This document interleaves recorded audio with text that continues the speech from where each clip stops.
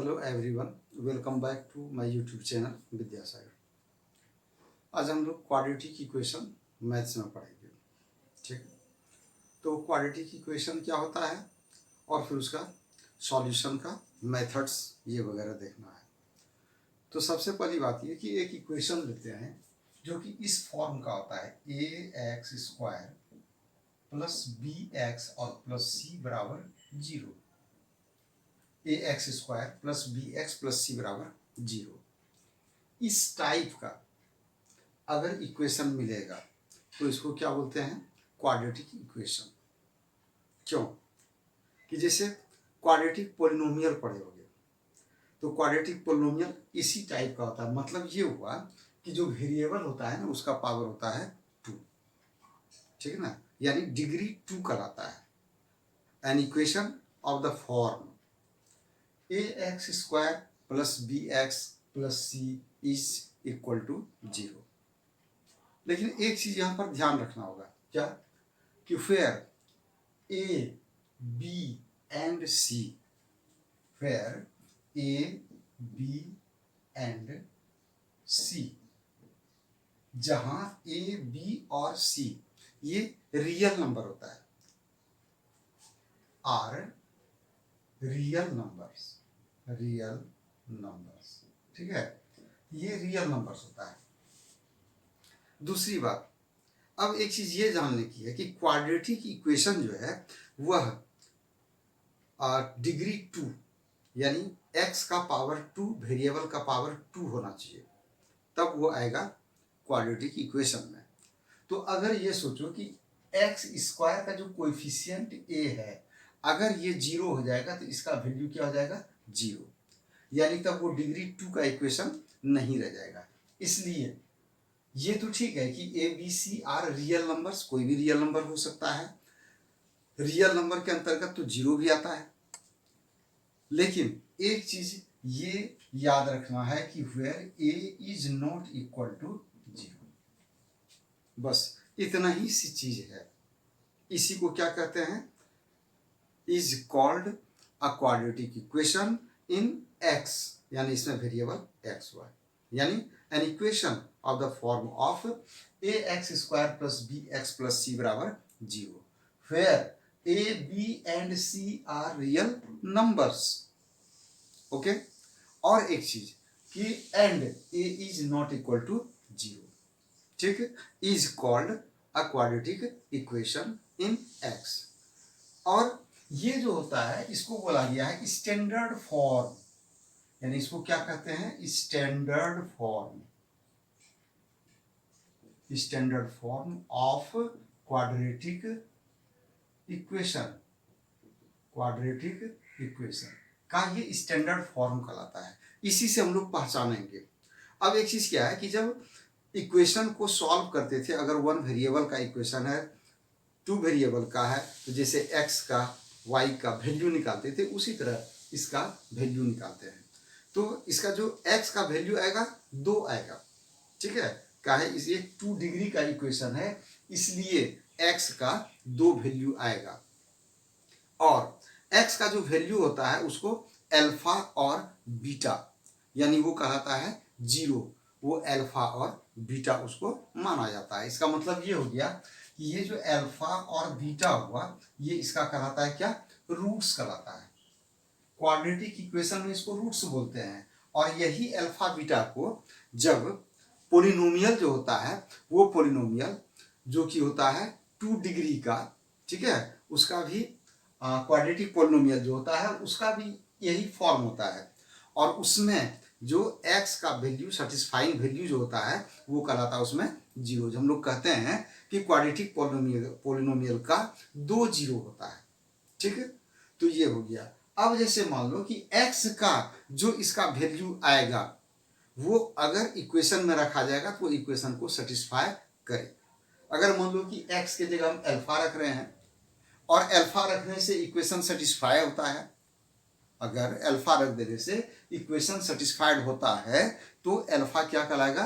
Root of the quadratic equation. और इसी प्रकार से जो 2 रूट आता है अल्फा और बीटा, वो कहलाता है उसका रूट्स, ठीक है। तो अब हम लोग देखेंगे पहचानेंगे पहले, इसको पहचानना पहले जरूरी है कि कौन क्वाड्रेटिक इक्वेशन है और कौन नहीं। हम लोग एक एग्जाम्पल लिए, यहाँ पर दिया हुआ है x+1 का whole square equal to 2 into x minus 3। और इसमें क्या करना है, हम लोग को चेक करना है, ये देखना है कि ये क्वाड्रेटिक इक्वेशन है या नहीं है। तो पहले पहचानने का प्रोसेस हम लोग को जानना है। और एक चीज याद रखना, ये एनसीईआरटी का है, एक्सरसाइज 4.1 का प्रॉब्लम से, ठीक है। तो ये हो जाएगा, इसको पहले इक्वेशन के फॉर्म में हमको कोशिश करना है लाने का। तो ये क्या आएगा इसका, तो ये हो जाएगा x² + 1 + 2x equal to 2x minus 3 to 6, ठीक है। तो ये 2x और ये 2x कट गया। अब क्या आएगा, तो x² + 1 और ये 6 इधर आ जाएगा, तो जाएगा +6 इज इक्वल टू 0। यानी क्या हुआ कि x² + 7 इज इक्वल टू 0।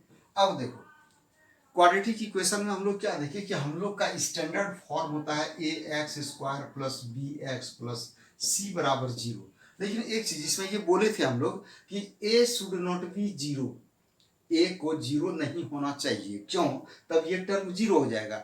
तो x बचेगा bx + c, तब वो क्वाड्रेटिक इक्वेशन नहीं होगा। लेकिन यहाँ पर क्या है कि x का टर्म देखो नहीं है, तो हो सकता है इसको हम लोग इस फॉर्म में लिख सकते हैं कि x² + 0 इंटू एक्स और प्लस ये कांस्टेंट टर्म हो गया, क्या c हो गया। ये बात समझ में आई, ये जो है ये कांस्टेंट टर्म c के फॉर्म में आ गया, ठीक है। ये b का हो गया 0, तो यहाँ पर c नहीं बल्कि अब 7 ही लिख देते हैं। इसका मतलब ये हुआ कि यहाँ पर हम लोग देख रहे हैं कि x² का टर्म है, 7 भी है। हम 0 के b के लिए 0 को ले सकते हैं। अगर इससे कंपेयर करते हैं तो b बराबर क्या है, 0 है। तो यानी कि ये क्वाड्रेटिक इक्वेशन के फॉर्म में आता है, स्टैंडर्ड फॉर्म जो इसका है, इसलिए ये क्या होगा, ये क्वाड्रेटिक इक्वेशन होगा। बात समझ में आई, ये क्वाड्रेटिक इक्वेशन होगा। और जो इस फॉर्म में नहीं आएगा तब वो क्वाड्रेटिक इक्वेशन नहीं होगा। ये हमेशा याद रखना है कि क्वाड्रेटिक इक्वेशन में देख लो क्या है कि पावर जो डिक्रीजिंग ऑर्डर में आएगा, तो एक x² का टर्म, दूसरा x का टर्म, तीसरा कांस्टेंट टर्म। अब अगर पावर 3 वाला कोई इक्वेशन मिलेगा तो वो क्वाड्रेटिक इक्वेशन नहीं होगा। 4 पावर का वो भी नहीं होगा, बस इस फॉर्म का ही होगा। ये 0 हो सकता है, ये 0 हो सकता है, क्योंकि हम लोग उसमें देखे थे क्या कि a b c real number होता है, लेकिन एक ही a को 0 नहीं होना है, बस ये याद रखना है, ठीक। तो अब हम लोग फिर नेक्स्ट एग्जांपल पर, नेक्स्ट हम लोग एक एग्जांपल लिए, क्या है कि x² + 3x + 1 equal to x - 2 का होल स्क्वायर। इसको देखना है, चेक करना है कि ये क्वाड्रेटिक इक्वेशन है या नहीं। तो इसको सिंप्लीफाई करके हम लोग यहाँ पहुंचे, ठीक है। पहले सिंप्लीफाई करके पहुंच जाना है लास्ट तक। इस फॉर्म में आया, इसमें देखो x² का टर्म नहीं है, इसका मतलब क्या है कि a 0 हो गया है। तो it is not of the form of ax² + bx + c बराबर 0। किसी भी क्वाड्रेटिक इक्वेशन को पहचानने के लिए कंपेयर करना है ये जो इसका स्टैंडर्ड फॉर्म है, ठीक। तो नहीं आया इस फॉर्म में, so the given equation is not a quadratic equation. इसलिए जो गिवन इक्वेशन मतलब ये जो दिया हुआ है ये क्वाड्रेटिक इक्वेशन नहीं है, ठीक ना। तो अब हम लोग फिर एक नेक्स्ट सवाल लेते हैं। नेक्स्ट हम लोग का देखो है एक्सरसाइज 4.1 का नंबर 2 का सम है, ठीक। इसमें क्या बोला है कि represent the following situations in the form of quadratic equations. जो सिचुएशन दिया है उसको क्वाड्रेटिक इक्वेशन के फॉर्म में हम लोग को कन्वर्ट करना है, ठीक है। दिया क्या, the area of a rectangular plot is 528 metre square. Area rectangular plot का दिया हुआ है 528 metre square. The length of the plot in metre is 1 more than twice its breadth. यानी उस प्लॉट का रेक्टेंगुलर प्लॉट का जो लेंथ दिया हुआ है वो ब्रीथ के ट्वाइस से एक ज्यादा, यानी कि 1 ज्यादा। तो पहले क्या करेंगे, मान लेंगे हम लोग breadth, let the breadth be x, then length equal to, तो ब्रीथ का ट्वाइस यानी 2x हुआ, और इससे भी एक ज्यादा बोला है तो +1 कर दिए, ये क्या हो गया, लेंथ। अब एरिया अगर इस बेसिस पर निकालते हैं तो एरिया क्या आता है, 2x + 1i × x। लेकिन हम लोग को यहां पर दिया है, but given that area of the rectangle is 528 metre square, therefore according to problem 2x² + 1x यानी सिर्फ x इज इक्वल टू 528, ये दिया हुआ है। ठीक है, तो अब ये क्या हुआ कि 2x² + x और -528 इज इक्वल टू 0। ये क्या हुआ, ये इक्वेशन हुआ। यही इक्वेशन तैयार करने के लिए हम लोग को कहा गया था। ठीक है, तो ये इक्वेशन हम लोग का रेडी हो गया। ओके, तो नेक्स्ट सम जो है ये है सम नंबर 2 का, सम नंबर 2 का 2। ठीक है, तो सम नंबर 2 का 2 यहां पर दिया हुआ है। क्या है सम, देखो, the product of 2 consecutive positive integers is 306, यानी कि 2 लगातार पॉजिटिव नंबर है, इंटीजर, पॉजिटिव इंटीजर। तो पॉजिटिव इंटीजर से अगर एक x है तो अगला क्या हो जाएगा, उसमें +1 हो जाएगा। जैसे 1 2 3 4 5 1 1 प्लस होते जाता है, तो उसी तरह से अगर एक पॉजिटिव इंटीजर x लेते हैं तो उसका ठीक लगातार में क्या होगा, ठीक अगला वाला वो क्या हो जाएगा, x + 1। तो ये 2 पॉजिटिव इंटीजर हो गया। और क्या बोला है इसमें कि इसका प्रोडक्ट दिया है 306, प्रोडक्ट कितना है 306। तो बोलता है we need to find the integers, यानी कि इंटीजर को फाइंड करने के लिए जो इक्वेशन बनेगा, क्वाड्रेटिक इक्वेशन, वो हम लोग को बनाना है। तो देयरफॉर अकॉर्डिंग टू क्वेश्चन यानी प्रॉब्लम x × x + 1, क्यों कि बोला ये कि दोनों पॉजिटिव इंटीजर का प्रोडक्ट कितना है, प्रोडक्ट तो ये 306 दिया हुआ है। कितना है, 306। अब ये इक्वेशन बना देना है, x² + x - 306, इसको इधर ले आया और ये बन गया क्वाड्रेटिक इक्वेशन। देखो इस फॉर्म में आ गया, स्क्वायर का टर्म, x का टर्म, कांस्टेंट टर्म। ठीक है, तो यही हुआ इसका क्वाड्रेटिक इक्वेशन। अब हम लोग नेक्स्ट में चलेंगे। नेक्स्ट सम नंबर 2 का 3 है। ठीक है ना, इसमें देखो क्या दिया हुआ है, पहले सवाल समझो। Rohan's mother is 26 years older than him, Rohan की माँ रोहन से 26 ईयर्स बड़ी हैं। ठीक है, तो सबसे पहले मानना पड़ेगा हमको let Rohan's present age be x. तो रोहन का प्रेजेंट एज हम लोग मान लिए एक्स, और उसकी माँ का तब कितना होना चाहिए, तो चूंकि इससे रोहन से वो 26 ईयर्स बड़ी है, तो अगर ये x ईयर तो इसका हो गया तो x + 26 ईयर्स।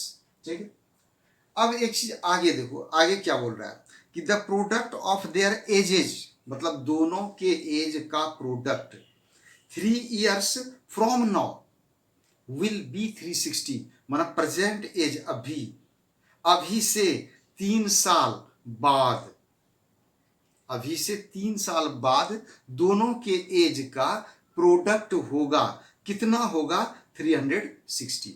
मतलब कि अगर प्रेजेंट एज x है तो x में 3 प्लस कर दिए, जिसकी उम्र अभी सपोज 10 ईयर्स है, तो आफ्टर 3 ईयर्स उसका कितना हो जाएगा, 13 ईयर्स होगा, 3 साल वो बड़ा और हो जाएगा। उसी तरह x + 3, और उसकी मदर का एज है x + 26, इसमें भी +3 का है, जब ये 3 साल बड़ा होगा तो वो भी तो 3 साल बड़ी हो जाएगी, तो इसलिए +3 इसमें भी होगा, और ये दोनों का प्रोडक्ट 360 होता है।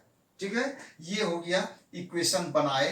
लेकिन अब थोड़ा इसको सॉल्व करके और आगे बढ़ेंगे तो ये आएगा, ये आ गया स्टैंडर्ड फॉर्म में, उसको सिंप्लीफाई करना है और सिंप्लीफाई करके आगे यहाँ तक पहुँचना है।